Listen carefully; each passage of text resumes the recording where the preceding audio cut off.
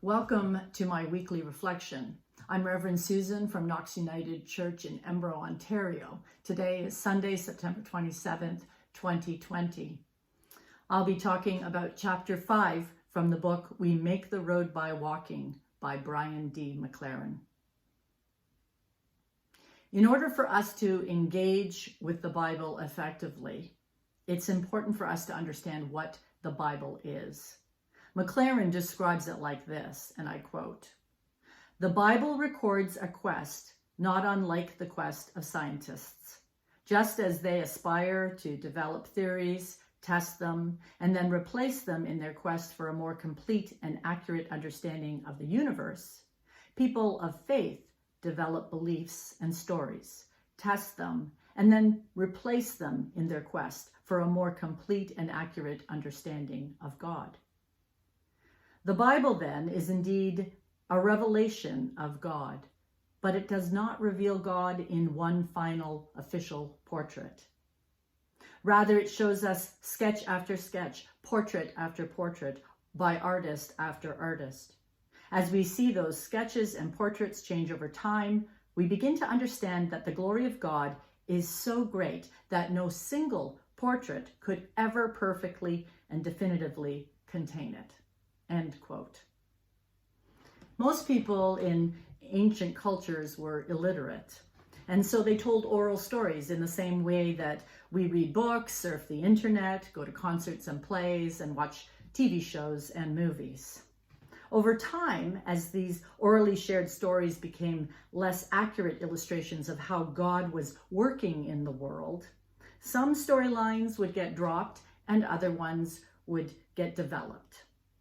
As people's understanding deepened, the stories changed. When the oral stories were written down, they stagnated. And instead of continually evolving into stories of a living God, they became snapshots frozen in time. In this way, the Bible is not really an accurate depiction of the living God unless we challenge it, add to it, question it, and contextualize the stories to give them life and relevance in our time and place. McLaren's shorthand for the way he understands interpretation of the Bible is the wisdom of storytelling. Often we get caught up on the details of the stories. We want to know, but did it really happen like that? When what we should be focusing on is, what does this story tell us about humanity? What does this story tell us about how God works in us and through us? How does the wisdom in this story direct us in activating our faith today?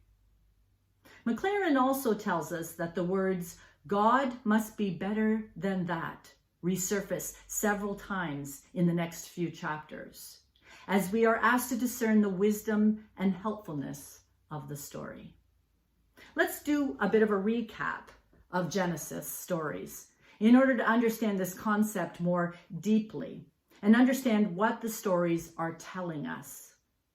I think you will soon see that we are, in fact, in over our heads. So in the beginning, we are told that we humans were created in the image of God, to reflect God, to reflect the way God worked in the world, and reflect God's character to our fellow creatures and to one another. This simple bliss, unfortunately and quickly changed because humans soon, because of their misdirected desires, wanted to be little gods and be able to judge good and evil. They wanted to be able to decide who was worthy to live and who should die, who would be at the top of the hill and who would be the slaves at the bottom of the hill. Adam and Eve, now cast from the garden because of, instead of being content with eating from the tree of life, they have eaten from the tree of knowledge of good and evil. And they give birth to two sons, Cain and Abel. And Cain decides he wants what Abel has, God's favor. And so he decides that he has the right to live and Abel does not. So Cain kills Abel and becomes the first murderer. See how the desire to acquire quickly starts a culture of rivalry and violence? Am I the only one thinking, God must be better than that? The violence becomes so out of control on earth that God feels sorry for ever creating the world in the first place. That's pretty bad. And so God decides to start over. Wipe the slate clean.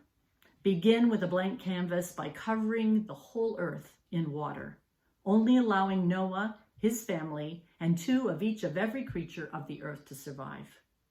Maybe Noah's children would do better than Adam and Eve's. Really? God thinks that the way to fix the violent situation on earth is to drown all the evil dictators and violent people as well as the oppressed, vulnerable, and innocent people? Have you ever wanted to give up and start over? Sure, okay, but God must be better than that. Next comes God's promise never to destroy the earth again, and God places a rainbow in the sky to remind us that violence as an answer to violence is not a life-giving solution at all. Surely God must be better than that.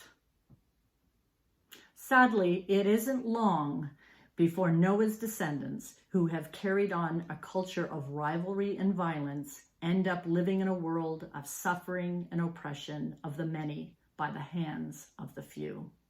So God's attempt to start over again doesn't even work. God must be better than that. And so God is, as we discover later in Genesis in the story of Joseph. Joseph is an arrogant young man who is hated by his brothers. Talk about sibling rivalry. The brothers attack Joseph, beat him up, and sell him off as a slave. But this story shows a different side of God than the previous stories. In this case, God does not respond to violence with more violence or revenge. God responds with kindness. Joseph is transformed, and years later, he saves the Egyptian nation and his family from starvation. Joseph's family is reunited, and there is forgiveness, reconciliation, and love is restored. Well, there's a healthy step in the right direction.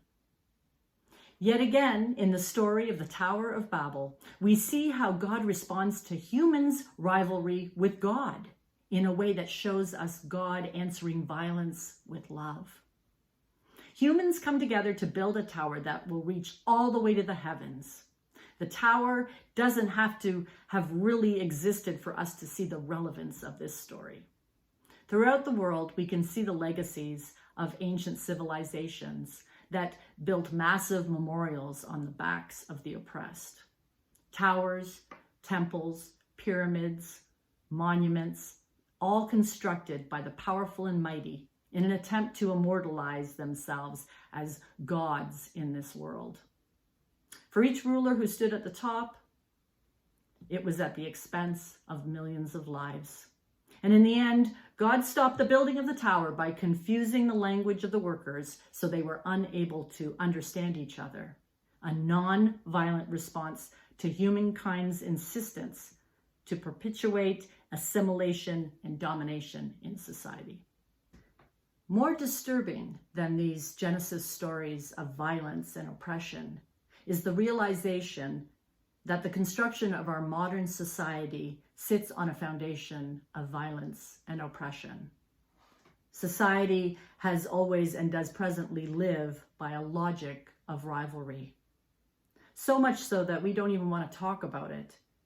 We don't want to acknowledge this truth. It's truly a disturbing reality of who we are as humans. Think about the stories we tell ourselves in order to justify our support of these unfair and privileged systematic structures. Remember climbing to the top of a snowbank or a mound of dirt and yelling, "I'm the king of the castle, you're the dirty rascal." How about each man for himself or survival of the fittest? What do these phrases or stories we tell ourselves and often uphold say about us in light of what Jesus has taught us? Maclaren says, quote, "As we progress through the biblical library, these stories interact with one another again and again. Together they reveal an ever fuller and deeper vision of God. We come to know a God who consistently refuses to support a pyramid economy with a few at the top and the masses at the bottom. We come to trust a God who consistently opposes the oppressors and consistently takes the side of the humble, the vulnerable, and the poor. We eventually come to understand God as one who consistently prefers nonviolence over violence, equality over dominance, and justice over injustice. Taken together, these stories make one of the most audacious claims in all of history. The living God doesn't uphold the status quo. The living God does not uphold the status quo, but repeatedly disrupts it and breaks it open so that something better can emerge and evolve." End quote. So what's happening right now in our time? What stories are changing and improving upon the previous stories? What better stories are emerging? We gather much of what we think about and live by from what we take in, from the conversations at the local coffee shop, from what we read and listen to on social media, in the song lyrics we listen to, and the movies we watch. In the news today, we are hearing a lot about the Black Lives Matter movement. There are many stories of oppression coming to light. These stories are replacing ones that are incomplete or inaccurate, and they are coming to us in ways that we can't ignore. Personal testimonies, images of violent oppression captured on video, masses of protesters who desperately insist that God must be better than this. These stories make us stop and check ourselves. They force us to look at our white privilege and the ways in which we uphold the status quo, the ways we knowingly or unknowingly support systematic racism. I want to share with you some things I learned from a Facebook post of an unknown author who explains the complexities of racism. I believe it was written from an American viewpoint, but it certainly applies to Canada as well. 400 years ago, white men enslaved Black people and sold them and treated them as less than human. For 250 years, while white men built the country and created its laws and its systems of government, while 10 to 15 generations of white families got to grow and flourish and make choices that could make their lives better. And then 150 years ago, white men freed Black people from slavery.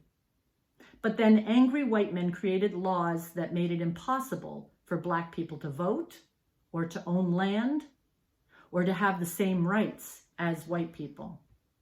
They even erected monuments glorifying the people who actively had fought to keep Black people enslaved. All the while, another 5 to 10 generations of white families got to grow and accumulate wealth and gain land and get an education. And then 60 years ago, just 60 years ago, white people made it legal for Black people to vote and to be free from discrimination. But angry white people still fought to keep schools segregated and to close off neighborhoods to white people only. And they made it harder for Black people to get bank loans or get equal education or health care or to marry a white person. All the while, another 2 to 3 generations of white families got to grow and pass their wealth down to their children and their children's children. And then we entered an age where we had the technology to make public the things that were already happening in private. The beatings, the stop and frisk laws, the unequal distribution of justice, the police brutality. In the South, police were established as slave patrols designed to catch runaway slaves. And only now, after 400 plus years and 20 plus generations of a white head start, we are starting to truly have a dialogue about what it means to be Black. White privilege doesn't mean you haven't suffered or fought or worked hard. It doesn't mean white people are responsible for the sins of our ancestors. It doesn't mean you can't be proud of who you are. We seek goodness and aliveness by understanding that it does mean that we need to acknowledge that the system our ancestors created is built for white people. It does mean that Black people are at a disadvantage because of the color of their skin. And it does mean that we owe it to our neighbors of all colors, especially to our Aboriginal brothers and sisters here in Canada, to acknowledge that privilege and work to make our world more equitable. I will let McLaren have the last word for us to ponder. To be alive is to join God in caring about the oppressed, the needy, the powerless, the victims, and the vulnerable. To be alive is to believe that injustice is not sustainable and to share God's desire for a better world. To be alive is to look at our world and say, God is better than that, and know that our world can be better too, and so can we. End quote. Thanks be to God. Amen.